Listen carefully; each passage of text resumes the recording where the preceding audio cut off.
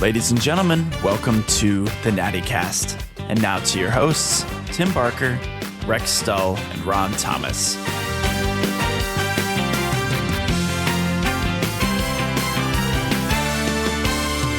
There's some candy, you got some Sour Patch Kids, some Swedish fish. Goldberg water. Bougie water? I know. Y'all, she's like, it needs to be we gotta come back temperature. and do this again. Y'all live here? There's Kroger water in there normally. Since you were coming, I like Kroger sparkling water now. since you were coming, I went out and got the bougie water I for you. see. Because that's I grew up in a California water. neighborhood. Like, Where did you grow up? I grew up in Evanston. I grew up in Winton Terrace. Oh, okay. Like in College Hill. I mean, we used to live like 20 to 30 deep. Like growing up in a 3-bedroom, 1-bathroom. Like we house hopped a lot. There was a lot of family instability when I was growing up and, you know, making my way through performing arts. Brothers and sisters? I have one brother here. I have 6 brothers and sisters now, but I have one brother that I grew up with, and he started at performing arts as well. He was class of 89, I was Right. class of 90, and he left in middle school to go to Dater, Okay. and then on to West High, Okay. where he graduated from. But yeah, I mean, I think when I first came here in the 4th grade, we were probably living with my grandparents in Evanston on Hewitt Avenue, and that was a blessing. But we had a lot of family instability growing up. Are your grandparents still with us? Or They are not. No? They're not. But the house is still with us. Oh, right. Which wow. I think is remarkable, seeing how Yeah. Evanston Yeah. and Walnut Hills Yeah. Right. is transitioning. It is. And I'm like, wait, how much are they charging for the house on Hewitt? And Right. be like, no way. But we Yeah. still have our grandparents' home over there. My that's- aunt that's lives great. in it. Oh, that's great. Now, is that the grandmother that was the activist, the neighborhood and community activist? That was my great-grandmother, great-grandmother, Emma Mae okay. Reid. And they grew up down on Carr Street. So they grew up downtown. And when I was growing up, she lived in the Fay Apartments, which is where I lived in the Fay Apartments at one time as well. So I knew her from that season of her life with where they lived. She was a voting precinct captain. Oh, wow. She did a Nice. lot of that work in the community. She was deeply involved in church. She had like 8 roles in the church, from treasurer to, you know, over to deaconess, over to Right. mother's board to, I mean, I looked at her obituary and I still am amazed at how much her life that I did not know reminds me of my life today. Like Wow. I was involved in like 12 community boards of organizations. Like I'm a licensed minister. Sunk in there somewhere, right? Yeah. You know what I mean? I Resonated. think it Yeah. makes it in even we were talking a lot, and we do it here sometimes, where you know as you're growing up, you don't realize necessarily consciously what's going on around you, but it does sink in there, right? It embeds in there somehow, right? You And think it stays about- with you. When I was at Performing Arts, I just drove by the soup kitchen that I used to go to serve after school. It's called like St. Francis something. It was like St. Francis Soup Kitchen. It's a part of the church, Right. but like the heart of serving and caring for people, the heart of nurturing and doing whatever you had with what you have to take care of others, like that's been a part of my upbringing. You know, when you're living with that many people in a household, you learn how to make a way out of no way. Like I can never remember a day in my life going hungry. Well, and think about that as well, that you're living in a house, you say, okay, at one point in time, whatever, this house maybe had 18 people in or whatever, and all, you know, instability. But through that, taking somewhere, somebody is telling you, hey, we have things we need to give people who are less fortunate than we are, right? Absolutely. You know, so zooming in from the outside, you go, well, wait a minute, what about you guys? But somebody in your house is going, well, you know, Yeah. look to your left and look to your right, Yeah. and there's somebody you can help. Absolutely. And if it means that we all have to live together and we got to have a room where, I mean, you've got folks doubled and tripled up on bunk beds, and we got the laundry room with a cot in it. We've got, you know, blankets and mats on the floor. I I mean, have to believe that laundry machine's running a lot. oh, it was running and the clothesline, Yeah. right? Like we right. grew Oh, up with the yeah. clothesline. Oh, yeah, right. Yeah. We didn't grow up with Run the a dryer. No, Right. run the dryer. He was out there with a basket of pins, hanging your stuff up on a line outside.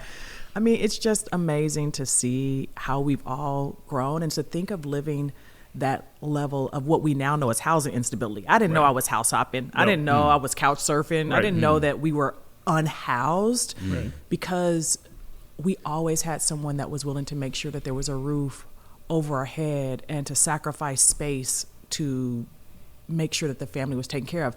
Now, Well, on that same you line, mentioned you didn't go hungry. never gone hungry. You never thought, I'm Even not when going we had to bring wick boxes of cheese and cereal, like when we had to put everyone's stuff together, Yeah. like we may have one a good meal. I'll give you an example. I tell people, like, a good meal for dinner would be like, when things are going well, we had like real spaghetti noodles.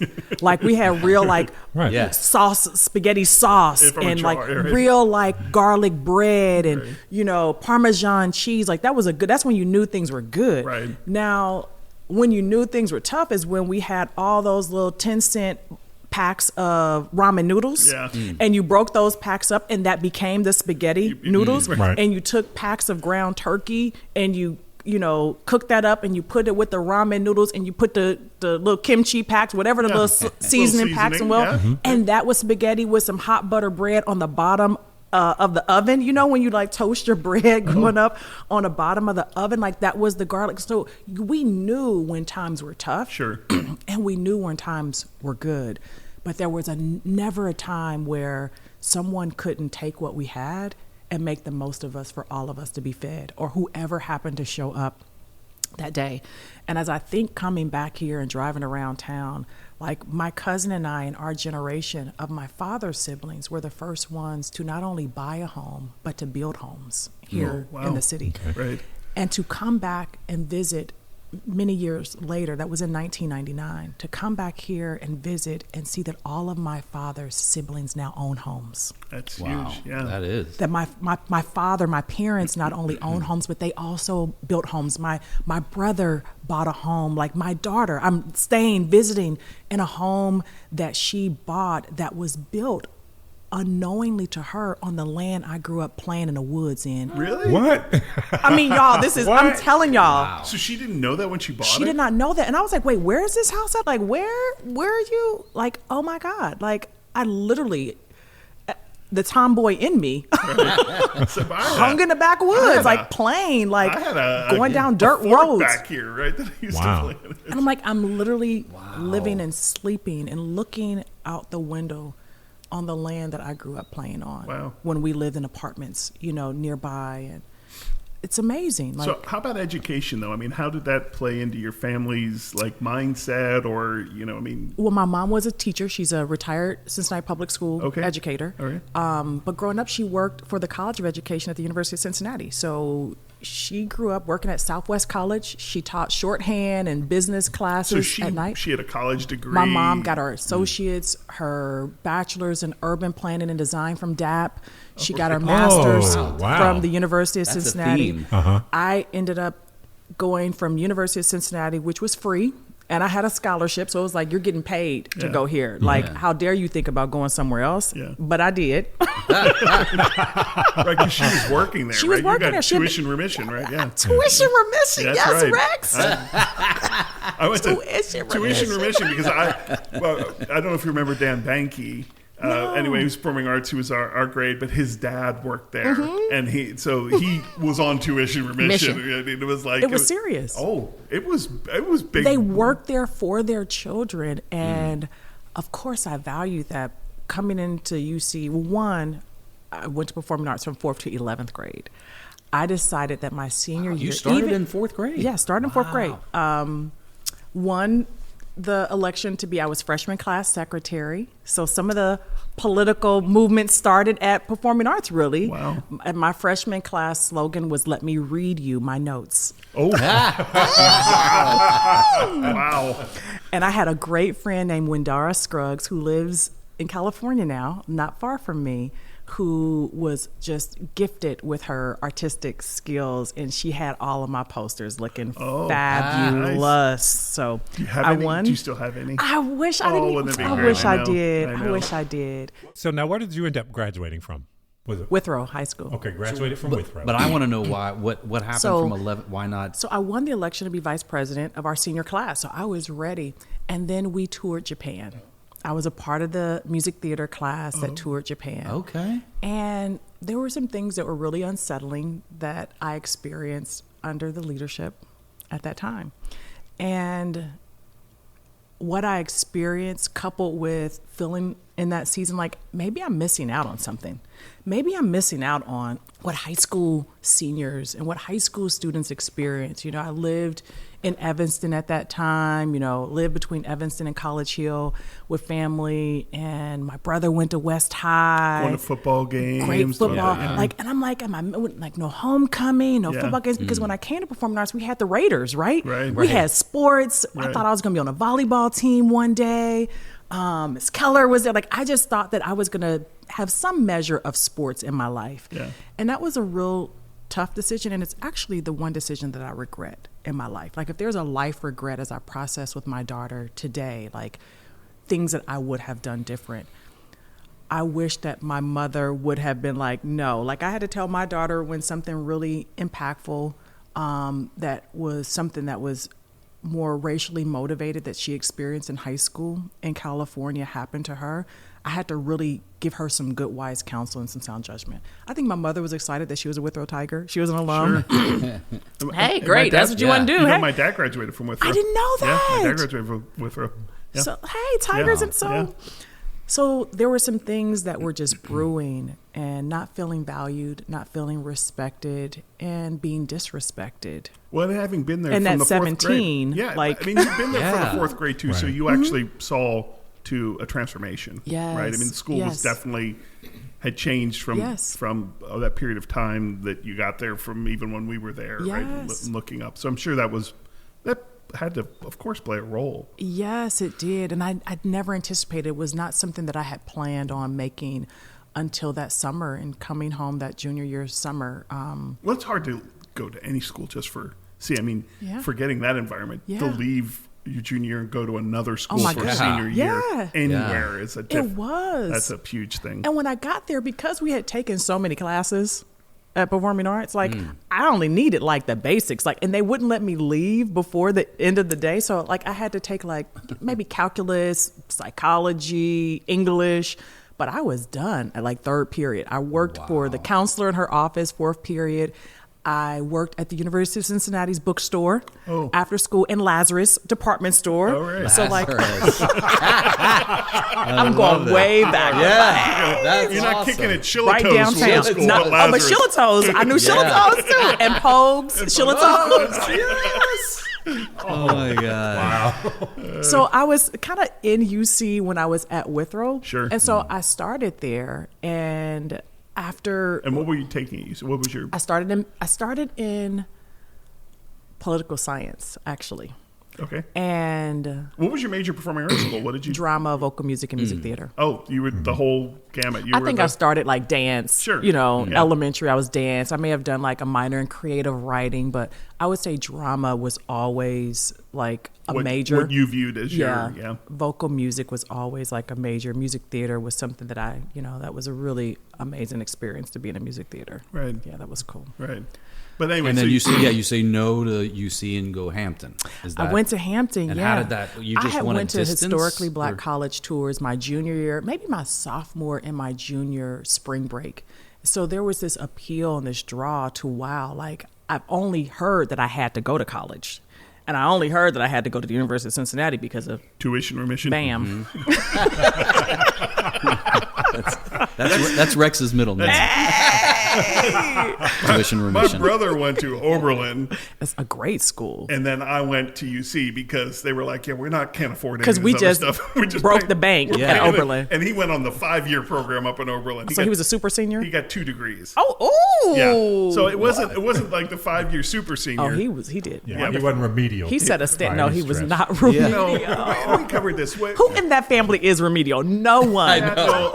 Though we established this, and it comes out in maybe November. We did interview my brother, right? Yeah. So and I pointed out the fact that he's a year older. So I would walk into every class, and Dave excelled at everything in life. Wow. And every class I walked into, it was about a weekend where they'd be like, "Are you sure?"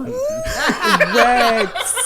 Caroline Troopin in particular, and Matthew was like, "You're related to Dave?" How do you spell your last name again? Like, did I get the last name right? What was that milkman's root?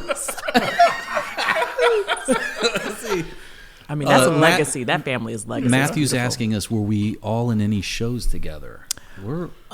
That's I a mean, tough. Sometimes that's I tough. was not, Matthew, as cool as them. I mean, I was like an So you usher. would've been- wait a minute, so you would have been a I got certificates for being an usher. I think I still have those. You know those Yes. colors? Oh, All of the achievement. colors. Oh my I do God. have those All the certificates. ones and all the I'm going to colors. get those out. You don't of have your storage. posters, but you've got your I usher have those certificates. That's strong. certificates when you get it at the end of they're colored. Yes. Like I Yes, have yes, so yes. many of those certificates. When I didn't make cast A or B, Matthew, Right. I still showed up to support. Oh, there you go. But so you would have been a freshman when we were seniors, probably, wow. right? You're Yeah. not 90? You're 90. Yeah. We were 1990. 86. 90. So we were 86. what yeah. plays might I have been in? Well, let's see. Senior year, was that Music Man? Were you in Music Man by any chance? No. If I were in a play with them, Matthew, I would have been chorus. So I'm trying to think of like what Right. chorus role I Right. may have been in. So I think I got to be cool when you all graduated. Oh, yes. When all the phenomenal Clear out. women in your class, That's true. because you Yeah. had some bad women in your class. Like, Well, I mean, Aisha. oh, come on. Absolutely. no, Right. there's- I mean, think of think Holly, Aisha, like I mean, Yeah. you had Angel? some Angel, you had Angel, yeah. stars Yeah. in your that I admired and looked up to. Yeah. I know. Tanya Stanley. Oh my goodness! I mean, you had like boss ladies, like these.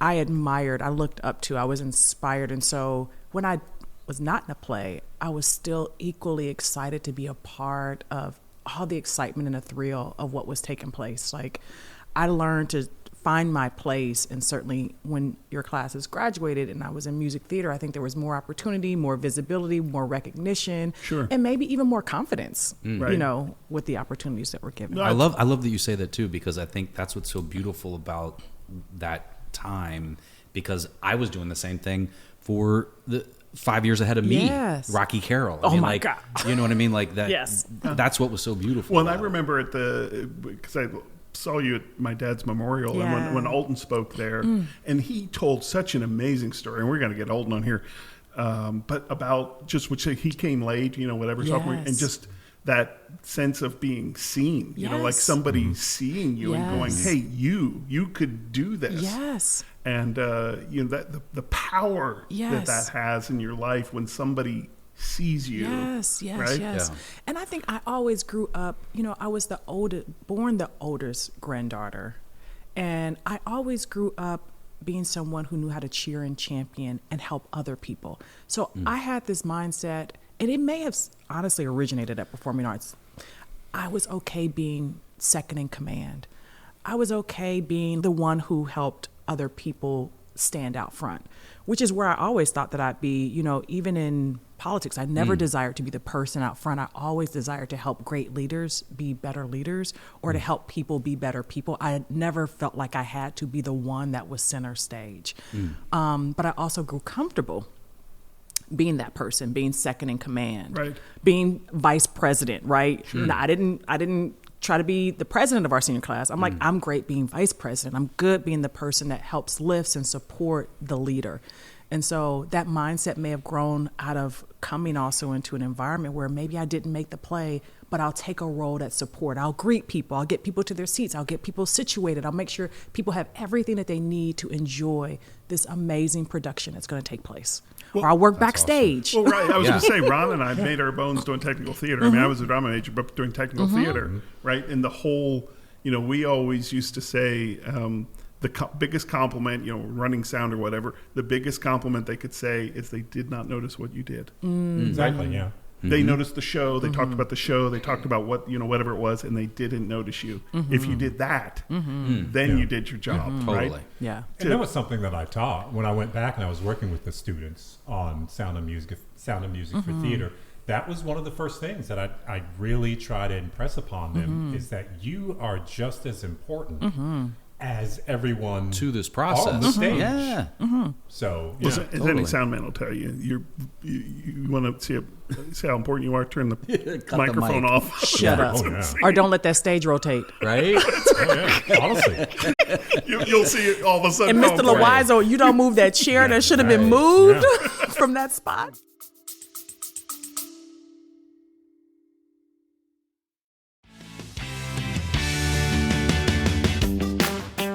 The Natty Cast is supported by Mad Cheese. Mad Cheese is a completely plant-based, dairy-free cheese and charcuterie shop located in Madisonville. The owners, Cincinnati natives Heather and Reggie Donaldson, handcraft over 30 different plant-based cheeses and meats in their commercial production kitchen behind the storefront. You're invited to stop in and sample the wide array of products, book a curated tasting, or sign up for the new subscription box program, which will feature an exclusive new cheese every month with recipes and board building tutorials. For more, head to Instagram and Facebook at Mad Cheese Cincy or go to www.madcheese.com. And with that, back to the show.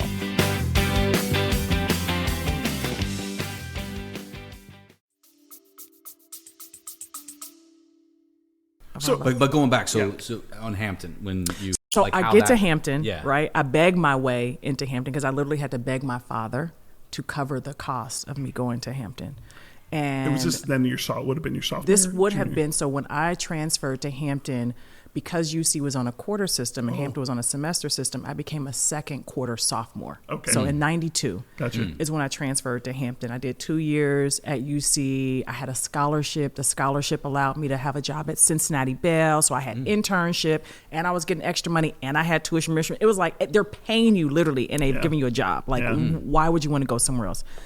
I convinced my father that my econ class, because by this time I changed my major from political science to business. And the story behind that is really something that's really significant about what's taken place in this whole presidential election. I had had multiple abortions. I had dated a guy who was just not a good person, and I never wanted the life choices that I was making in that season to ever come out. It was around the time Ronald Reagan won the election. My father had led on Mondale's campaign. Oh, wow. He had moved from Cincinnati, from working with mayor of Cincinnati armed boards to working with Mondale in D.C. and was on his whole advance team and all these other cool things, which led him in California, which ultimately led me to California. But I remember watching on the news how they vetted Reagan's appointee. It was a Latino woman from California for Attorney General. And I didn't realize how they go into all your business. Like, they had found out that she had undocumented workers as the Attorney General. I remember working it in was her a house. huge deal, right? Like, It was a huge deal. Like, how you gonna be the Attorney General? Some woman was cleaning your house Yes! and you paid her cash. Come and you on, did Rex, that. yes. I know. Yeah. And I remember that, and it shook me with the deepest fear because I never knew that part of like politics. I only knew people that served and ran. I didn't know like all that back end stuff. And here I am taking this major that I'm like, it can expose me and decisions that I made or people that I dated. And I don't ever want to face that. And so I literally began to make decisions in my life to take me from being out front and serving and leading out front and being a potential target of this type of scrutiny to finding roles where I could lead and serve behind the scene. And so I changed my major to business, which put me in an econ class at UC, which had like 400, 500 students in there. One of those big Zimmer halls. It was in or Zimmer whatever. Hall. Was it in Zimmer? Yeah. 10 TAs. And I'm like, I don't function as performing arts was a very quaint. I mean, our class size was like 80, 90, 100 Right. people per Or class. 1,200 people in the school or whatever, Right. 4th through 12th Absolutely. grade. Yeah. So to go from that environment of learning into UC, where one class is that large and you don't have that personal touch with all the teachers, it just was an environment that I knew I couldn't thrive at whatever the quote unquote free cost was. Like, I felt like it was costing me. I was dropping classes, adding. I didn't even have to stand in line, right? My mom's friends all worked that whole desk. She just walk in and give them a slip like, hey, Treva wants to drop this one. Like, and I felt like, and Tangerman Hall seemed to be like high school, like at a whole nother level. All my friends from high school hung in Tangerman. They went to class. We They called it went 13th to grade. 13. Oh my God. It was like, and you're like, how am I going to grow up here? That's right. And so I pleaded this case to my father. I changed my major. I get to Hampton, and oh my God, I get pregnant my first semester at Hampton. I know, you see your face. Imagine what my father's face was.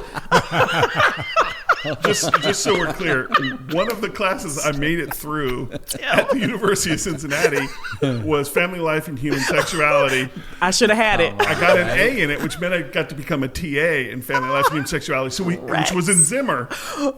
That was a full-on big summer, class. big class. So that we broke into little groups. So maybe we should have enrolled you early. in that early. one. That should be a It could've- freshman it 101 could've maybe class. helped with Right. I some don't know. of I didn't even see that class in a book. Family, it was That book great. was so thick. Family Life, Human Sexuality was it was one of my only classes. In fact, probably the only class I got an A in while I was Wow. in Oh, university. wow. Okay. But the other challenge is because my mom worked there and I had all these other connections, I couldn't tell you who my college counselor was that was guiding me. Because I had all these other people that could tell me where to go. We knew chancellors and vice chancellors. And so I was kind of not on that path of even having someone legitimately to kind of help me. I'm sure I had one meeting with my counselor.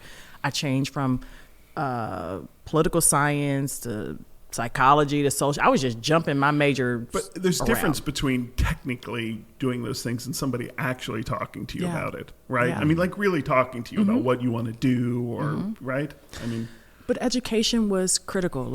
It was something that I always knew there was no option. My mom's I got my master's degree. You've got to do more.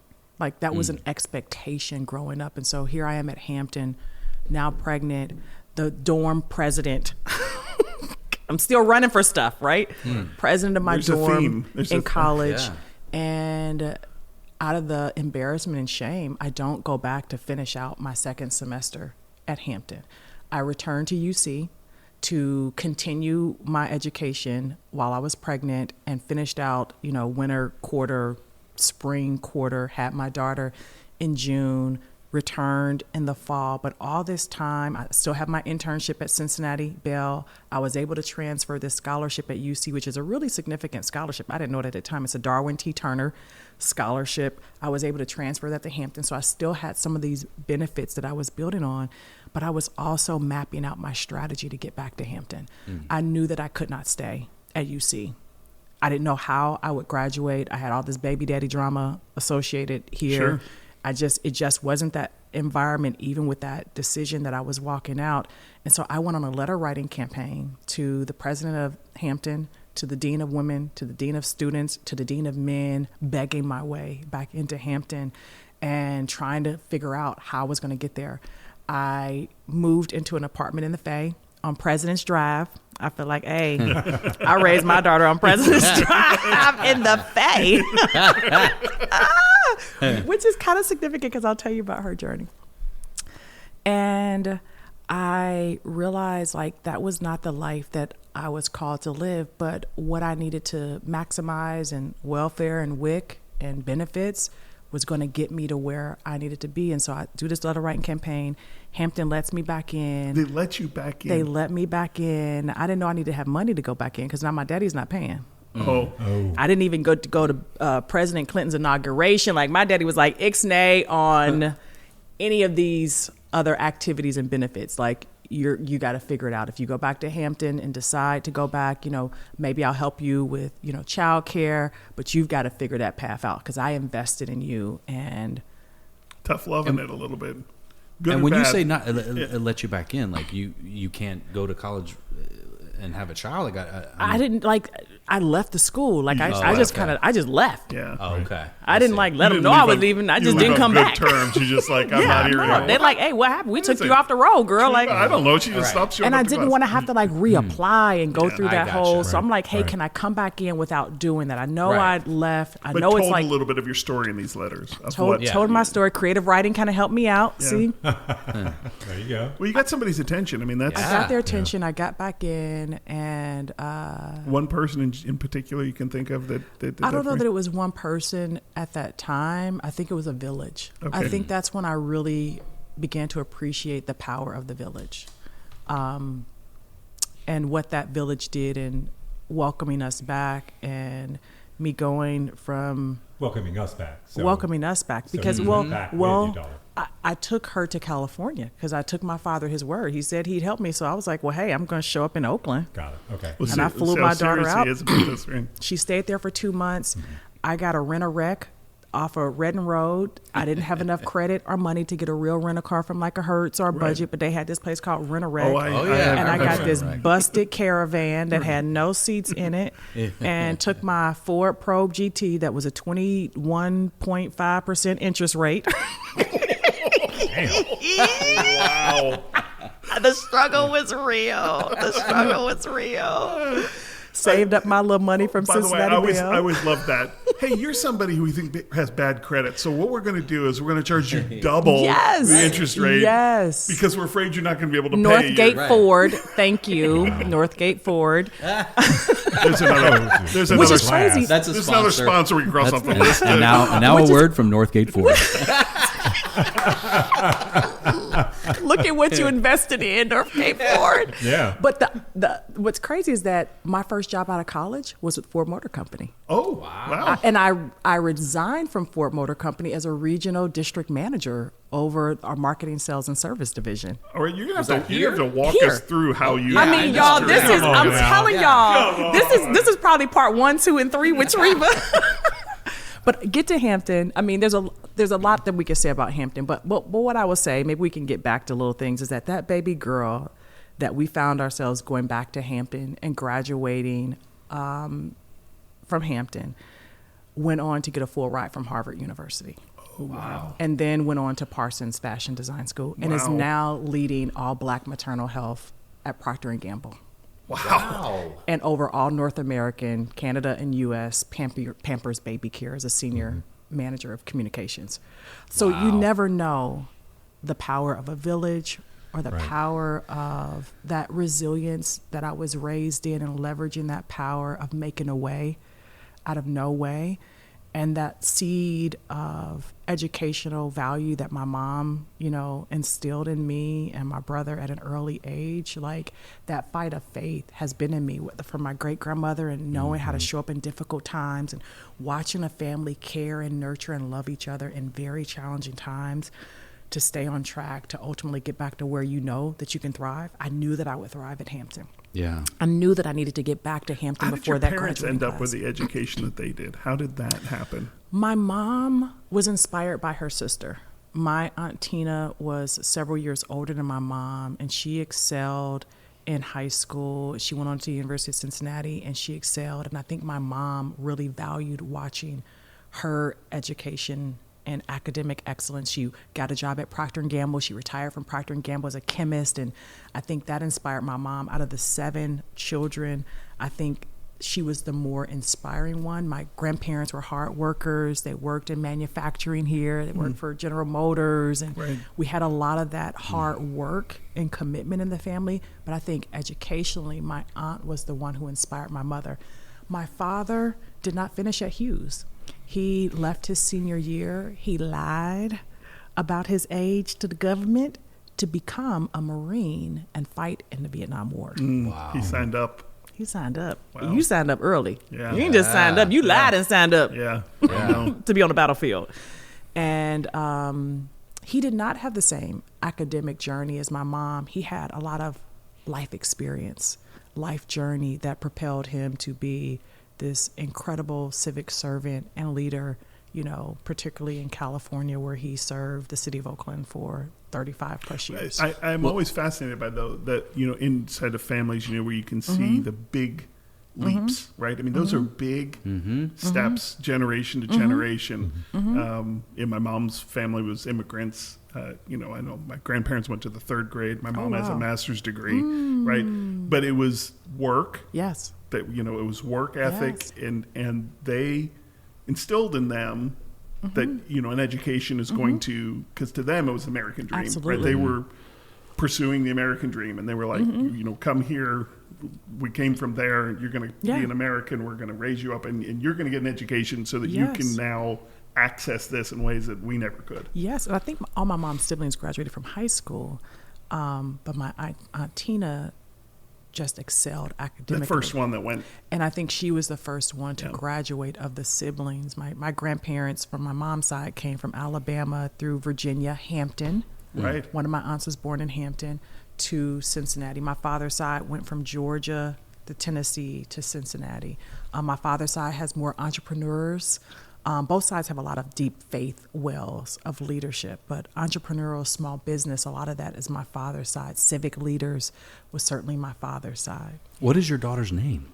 Jasmine. Yeah. That's awesome. Who actually, when she started there, worked with one of my classmates from Performing Arts. Come on. Oh my God. Like, they were both in communication. She was like, am I meeting Jet Golden? Is like, Wow. is this your daughter I'm working Right.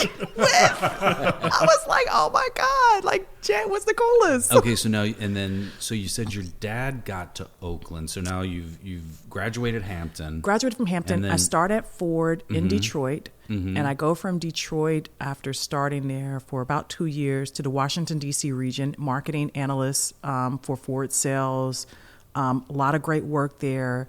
I got promoted back to the Cincinnati region because the job was going to be like 3 to 4 nights travel a week. And they were like, well, where in the country can I do that? And it was like, Cincinnati, I've got more family in that region. So I relocate. And one of our regional managers in D.C. got promoted also to be a regional manager in the Cincinnati region. And so I come here, build a home. You know, I go from being busted and broke on welfare and WIC in college to having this. To firing everybody at Northgate Ford.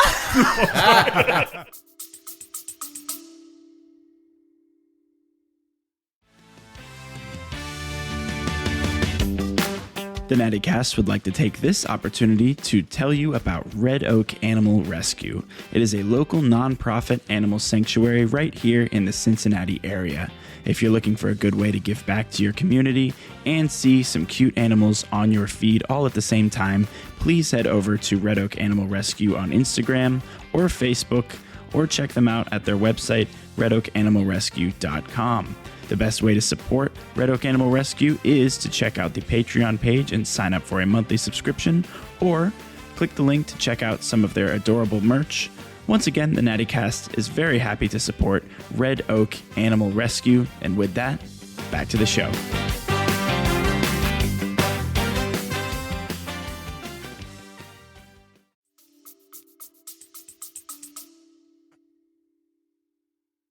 You know, what's crazy is that I didn't actually call on them because when I first came here, I had like the backwoods dealers, like Connorsville, Indiana. I mean, like I had like the parts of Kentucky and Ohio and Indiana that they didn't necessarily want to see me in. And honestly, because they began to love me, my first roles here, they were like, you should leave about 2:00. I was like, The people who like you, it's like, you know, in the you probably dealership, want like to you probably want, and don't stop in this town on the way. You know, don't get gas from here. I used to be like, thank you for loving me enough to tell me. Like, I didn't know. Yeah. Didn't know. And there were definitely, I'm probably still today, but definitely then there were places. I mean, yeah. So great experience at Ford. I worked there for 8 years, leading out in this region. And when my father got ill, he had this health crisis that no one in California knew he was experiencing. I knew, of course, and I really felt that God was calling me to go out there and support him. And he was still in Oakland. He was still in Oakland. Yeah. Did he have family in Oakland, or what brought him to Oakland? My bonus mom was there. My sisters were there. Okay. What brought him to Oakland was after Mondale lost the presidential election as the Democratic nominee. He saw the power of Black elected leaders in the Bay. Elihu Harris, who eventually worked for the state assembly, Willie Brown, who was, oh my goodness, and Oakland who apparently itself, was in a helicopter accident with Trump. I don't know if you heard that. Shut up. I'm sorry. Now that would be news, Rex. No, you didn't hear that No. story? Trump was telling some story that You need to stop, Trump. You didn't hear it? Right? You didn't hear this? I'm not making this Y'all up. are- Trump told No, a this is story that serious. He needs to he was stop. in a helicopter accident with Willie Brown, and Willie Brown was like, I've never been in a helicopter. And Willie accident. Brown has a memory that is Yeah. Willie don't take down. notes. Willie and is by the way, I think you'd remember being He in would a remember. helicopter With Trump. You know what? with Yeah. Trump. And You an could have accident. you could have a Civ-like memory and remember being in a helicopter Yeah. accident. Anyway, I'm sorry. I digress. So my dad got ill. Ford's VP HR comes down to the Cincinnati region and is like, whatever we've got to do for you to still lead with us, we will give you that role Oh, in Nice. California. Wow. And the North American general manager had been one of my other managers in DC. And so they're like, oh, love Treva. We'll do what we call a daisy chain. We will move everybody around that needs to get moved around in that region or across the country to put her in the role and give her the cost of, like, give her whatever she needs financially. Just, you know, keep my funky fresh vehicle every 3 months, no gas, no car payment, no insurance, no debt. Life was so Sweet. Now, did you get another probe? No? Oh no, I was in like aviators and navigators and Mustang GTs. I mean, but hey, I don't trip. You know, it was I would have taken a probe for free. Thank you. But if it's a probe or a Mustang GT for free, right? I mean, we're gonna go right. So so I did not get to take any of what they offered, and so I left the house that we built. I rented it out for a year, moved in with my father, and slept in a bed with my daughter for 4 years during a time of great health crisis for him. And it was a season that I literally thought when I was resigning from Ford to go there that I was just going to be there for a year to see how I could support my father. I didn't want to have any life regrets about not being there in a season that care was needed. If he wasn't going to live, I wanted to give everything that I needed. And so I took a job at a family's business getting $40,000 a year with like take-home pay of 20-something thousand after California, after just having left, feeling like I was working for this billion-dollar industry and had finally was creating a new legacy. I mean, that kind of job is all-encompassing. Yeah. I mean, like you said, you didn't have time to really be parenting, let alone being you know, present for your father. Yeah. And then your dad makes a turn. He makes a turn. And then you've got Oakland. He becomes the longest serving council member for 24 years. Wow. He was deputy mayor there for 8 years. He was vice mayor there. I never knew when I made that decision. Remember, I ran from political science. I ran from. Well, you did a terrible job of running from. You kept running for president of everything. Like the dorm. I'm the president of the dorm. I'm the president. So I was still trying to serve, you right? couldn't help yourself. I was like still trying to show yourself. up in these ways of helping and being a part of the team and helping people get to where I knew that like politics was something that I might get to one day. And I was like, God, two things. One, I need to either work for an elected official and I need training. Like I have no idea outside of being the daughter of an elected leader and being in these circles ear hustling all my life. Sure. Like what it actually means. Like my confidence will come in actually doing the work alongside someone else and being trained. And I didn't even know that there was a training program that existed. And there was one. It's called Emerge America and Emerge California that trains women in the Democratic Party for elected and appointed office. So a best friend heard about it. She's like, hey, I think this might be good. I met someone on the school board who also works for me. Check it out. I was like, oh, okay. Ding, there's a training program. And while I was in that training program, one of our state leaders like began to seek me out, pursue me. She was an environmental leader, like climate action leader, like great on social justice initiatives. Like she was just a very powerful woman. She was a state budget chair, state rules chair. And she was like hunting me down to work for her. And by this time, I wasn't making what I made at Ford, but I was making a little bit more to take care of us, to have our own place finally in California. The money will come. Change lives, don't chase dollars. And she offers me a role on her team. Now, being a Treva that I am, I'm already have put that job notice out to all my other friends in my Emerge class. Like, hey, one of you should take this job. Like Nancy Skinner, like is looking for a new, district representative to lead for her. And a couple of my friends had interest. Like, great. Like, yeah, you should do that. And now this woman on the other side is like hunting me down. I'm like, oh no, I'm not available because now at this time, my mom has had to retire from being a Cincinnati public school teacher. She has now had a medical crisis. I am now her primary caregiver. So you're back in Cincinnati? Nope. No. Moved my mom to California. Oh. So that's right. We got talked her about retired public school teacher, salary, not a lot of money from CPS. Yeah. I'm working for the same family business. I've gone from 40,000 to, a little bit more, taking care of my daughter. She's in this top 10 private high school we didn't even know about in the country. So I'm like, no, we're good. Like I'm good. Like to take a job with you means another financial setback. Right. To go work for the state government. Yeah. But they're like good benefits. I'm like, but that's a setback. I'm like, but I don't even know if we agree on all the same issues. I don't know how I represent you on the issues. I don't know where you stand on some of these positions. We'll work that out. You don't even have to speak on those things that you may not be aligned with. I was like, and I really felt like, is this the job I need to take? So I take the job with her and help her to lead out and finish strong. She's now the state senator who is coming to the end of that term, but she's an amazing leader that I gained so much strategy, wisdom, political insight, and confidence in leading and building bridges and being resilient and managing billion-dollar budgets. Wow. And then it's just a tough, well, I mean, who am I telling? I mean, right? I mean, that's the toughest of tough. Fundraising. Oh my goodness. I mean, and California, if you get California politics down, you can lead anywhere. Right. It's a beast. yeah. The politrics Yeah. Yeah. and the politics is something to learn. Is she District 7 as well? She's Or- over our district. She's over, as a state senator, she's got like 1 million plus constituents, and my district is within her Got it. Senate So district. talk to us about that election. Talk to us about winning your seat. Oh my God. I went into that saying, This is 2020. this is 2020. So pandemic. Didn't Yeah. know the pandemic was coming when I started raising money in None of us did. the year before, right? That's right. So I'm raising money. I'm ahead. My father is terming out. He had served the longest, so there was this. Was this his seat? This was his seat. Okay. that I ran for. Excellent. Excellent, and I mean the attacks that you get for running for your Oh, I'm parents. sure. And one, there's never Nepotism. been another Tim. Yeah. Nepotism, whatever they thought of my father. Nepo baby, isn't that they call all the performers now as Nepo babies? Oh, Right? Nepo baby, the misogynistic. Like I Colin mean, it Hanks was- needs the work.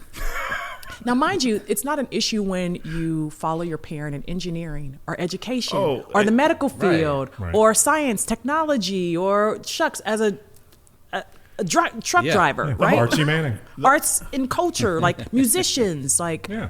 Yeah. The sports. Exactly. Yes. Nobody says anything about it. And I think the whole premise, I mean, absolutely, maybe the first time you get in a room, or maybe even become aware of getting in the room to do something like that, okay, comes from that. But once you're in that room, it's up to you. Yeah. I mean, they'll show you the door to that room faster than anybody. They sure will. If you don't belong in there. Yeah. Yeah. So, I'm not one of those people that subscribes to that whole Yeah. concept. Well, no, because you still have to deliver. I mean, that's the thing. Like do. even in sports, if you have the kid, you still have gotta to do the work. perform. Exactly.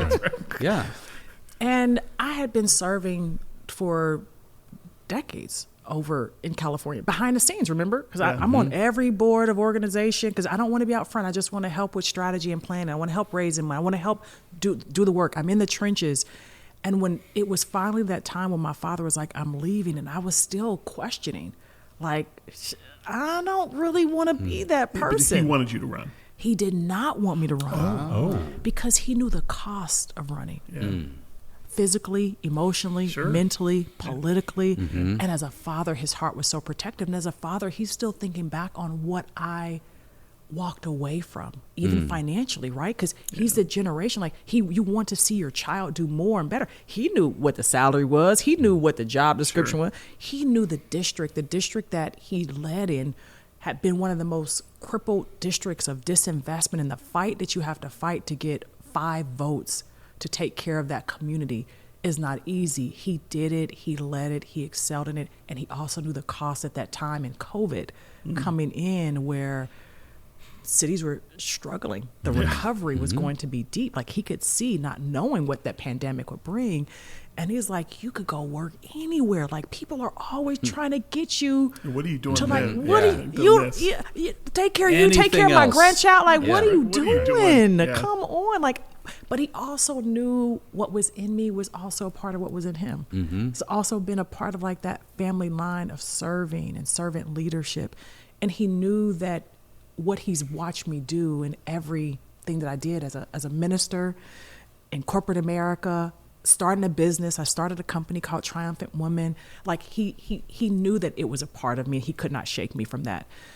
And I also knew that he had done that job for all the years of his life. And so I didn't even have an expectation that he would come alongside me and help me. Right. Because I was like, my father's trying to figure out what his next season is and how to transition out. I'm trying to figure out how to transition in. And maybe he needs to just sit on the side because of all this nepotism anyway. So let me figure out how to run this race myself, and how to run with my character, with my leadership, with my spirit of excellence, and Make who it I your bring, own. and Yeah. make it my own. Yeah. And so he really kind of sat out of it. And some people were frustrated because they felt that I was hiding that. And it was like, I'm not really hiding it. This needs to be my moment. And whether or not I win or lose, I feel like for what God called me to do, I've already won, because I didn't even want to do this thing. Right. 30 years, I thought I ran it away from this 30 years. So here I am face to face with it.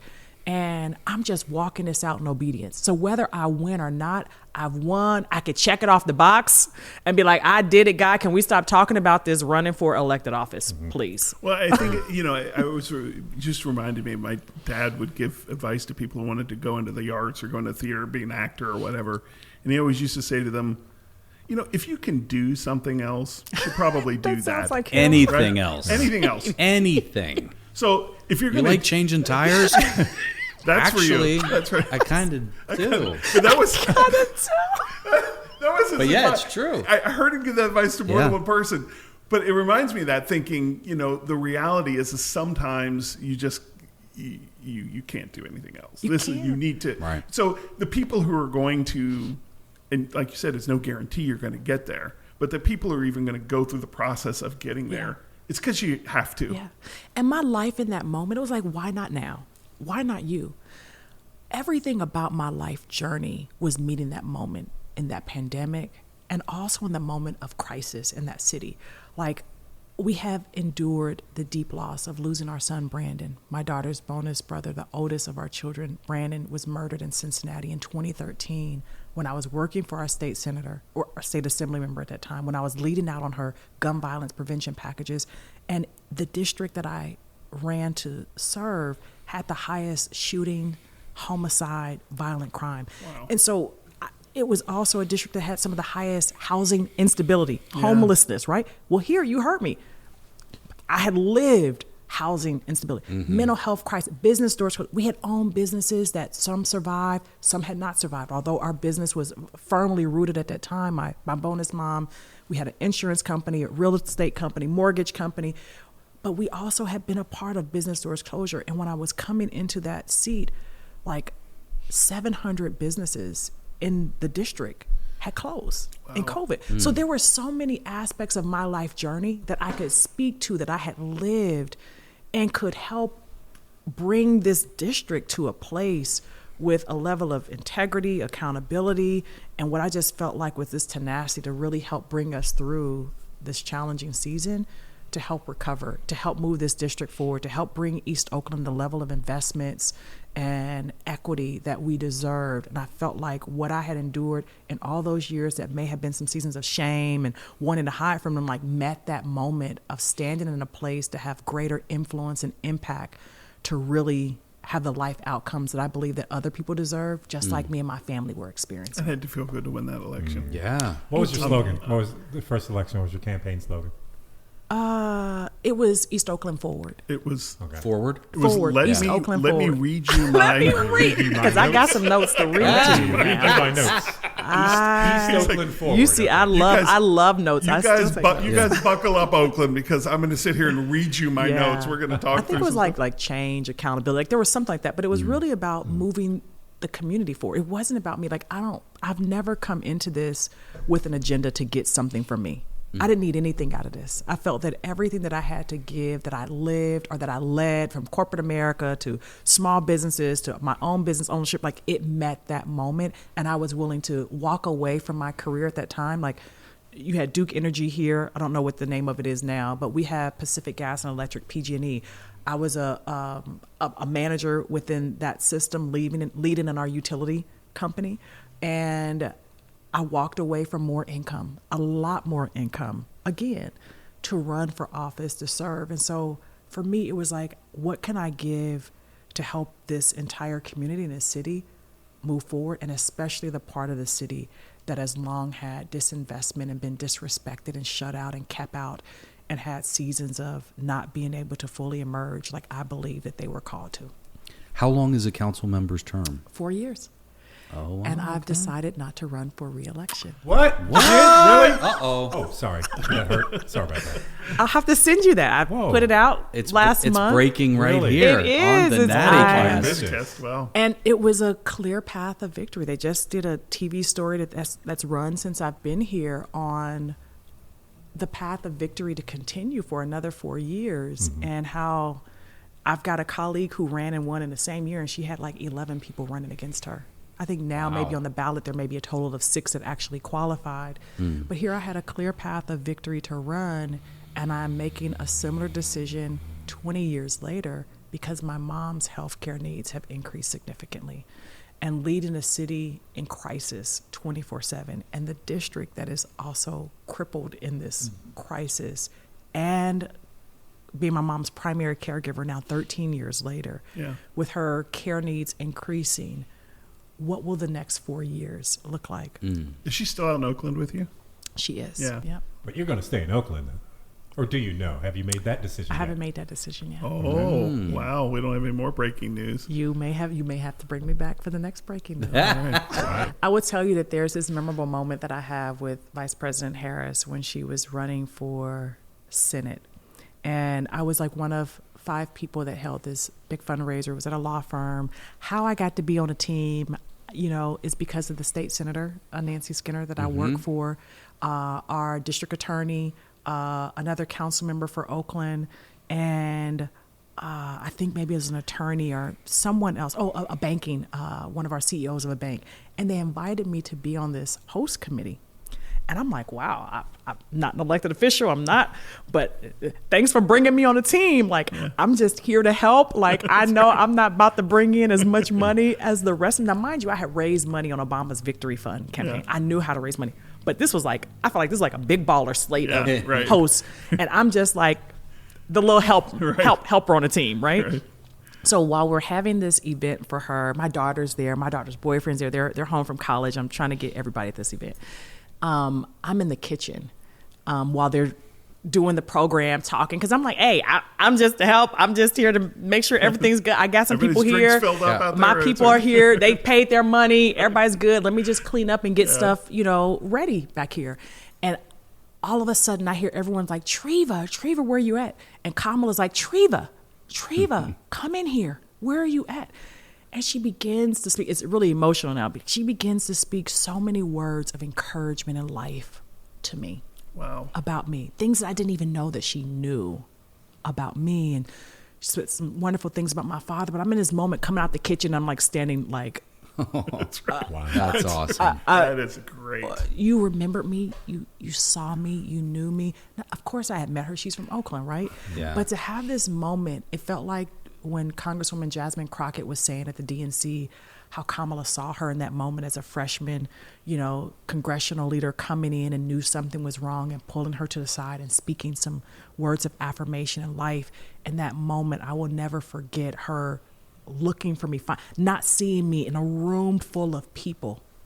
I mean, when it was her moment. Seen. It was her moment. It's about, it's exactly it. You're right. And it is about being seen. And the amazing thing is, because look, you're in the business, you meet people all the time, you always try to engage with them. But the fact of the matter is you meet a lot of people. Yes. Right? A lot of people. And if you meet a lot of people, she meets a lot of people. A lot of people. Right? So you know that going in. So you don't have any expectations of any of that. And then to have that happen, that's an amazing thing. You want to give our listeners a little more on Triumphant Women? Triumphant Women. So I had to put it on hold when I went into serving because the demands of leading a business. I co-founded it with one of my best friends. And it's really an organization to help women, especially single mothers like myself, find the resources, the network, the connection for them to know that they can thrive in every season.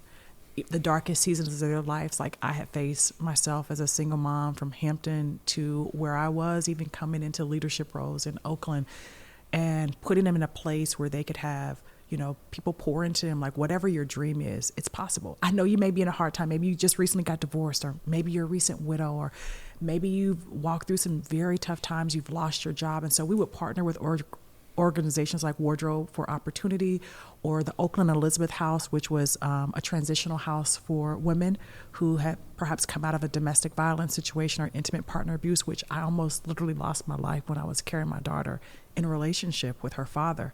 And so there are some organizations that we partner with, businesses who sponsored our initiatives for women to have the resources, the connection, the information, and to make some decisions in like 12 months. Like, what's your one goal?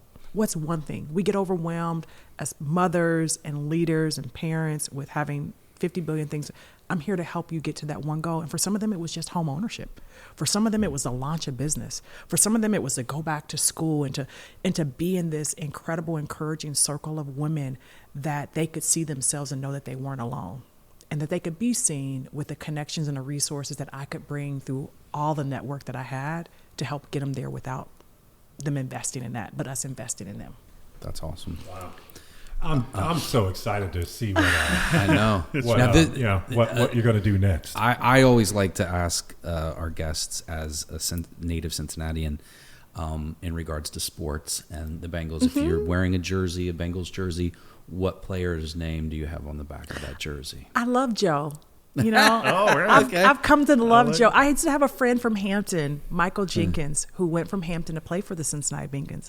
Oh, yeah, He didn't have a long career with. Yeah, I know the remember name. him. Did you? Yeah, So it was cool to be like, hey, I got Jenkins jersey, but I don't have any personal relationships. I mean, the Bengals sweatshirts that I've bought since I've been home, Sure. they just say Cincinnati Bengals. Yeah. I'm cool with just Cincinnati Bengals. But I have grown from afar to really appreciate Joe Burrows and his leadership on a team. And Joe's very socially conscious. I mean, his parents are teachers. And Yes. he's really. I like his journey. I like how Yeah. he presents himself. And so I think as the leader of the team, I certainly think highly of him. And but that's cool. I'm a Bengals fan. Sweet. I'm a Reds fan.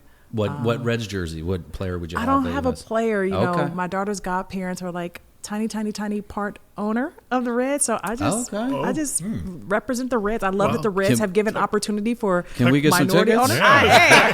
I haven't been to the games since I'll settle for like a plate of nachos or something. Like, you know. I love it. I'm an A's fan also. I mean, I like our Oakland teams. I like our Cincinnati teams, and I've always been true to that. All right. Nice. Well, that's great. Anything you want to plug? Instagram, website? Instagram, they can always follow me at Reid for Oakland now. It's still Reid for Oakland. Run. Reid for Oakland on Facebook. I'm Treva Reid. I don't use my Twitter as much. I check stuff out on Twitter, but I don't really tweet a lot. I approve of that. You approve of that I message? approve of that Yeah. message, yeah. I don't really nothing. like the ownership of Twitter now. Either not a big fan yeah. of that leadership style. I had a lot of friends who had to transition from Twitter when that took place. So Yeah, that was tough. Well, I just want to thank you for coming in. I mean, just an Fantastic. amazing. Eva, thank you so much. Seriously. thank This y'all. was just We great. grew up together. I'm Yeah. telling y'all, I used to look in the window of the senior hallway, just wanting to get in, just wanting to come look and be like, I think they're the coolest, because the girls' bathroom was like right there where the back steps were. Oh my goodness. I'd be at the window, then y'all covered the window so little underclassmen like us couldn't see. And now I'm at the table. I'm looking at you With and all. y'all. Yeah, I was Yeah. going to Kidding me? say, My the God. three of us This is have to go. fascinating. We have some examinations to do on our own life Yeah. choices. Yeah. This is fascinating, Treva. Yeah. It really is. Inspirational. Yeah, it really Well, is. stay plugged Yeah. in. We're still working to finish strong. My last day is January 7th when we bring in the next leader. We've gotten over 100 pieces that's of your- legislation Or that's done. your first day Or my first day of the next thing. of the the next next chapter. thing. Yeah. Okay, when I go there. and I'm going to put you on the Exactly. record here. So when we have President Reid, and let's call it 2032. Oh, my goodness. 2032, President Reid, will you invite You this know group what? to the? Can we get a can photo op? Your Can we family. plug in? Can we come up with a hugging If one? you know anything Yeah. about me, I am true to friends. Yeah, we get to go. and Like, it'll be tape on the I ground, love but you'll be y'all. like, you come in and you're gonna get a hug. You know, Yeah. we'll do a podcast. That's right, exactly. I should on give the you like the ground. first podcast. There you go. That's it. The NattyCast is proudly brought to you by Paco Lago Productions. The show is hosted by Tim Barker, Rex Stull, and Ron Thomas. Produced and edited by Matthew Lake and associate produced by Ethan Spanja. Special thanks to Sadie Kern at Pop Gun Flow for the graphics and to Brando Triantafilu for the original theme song.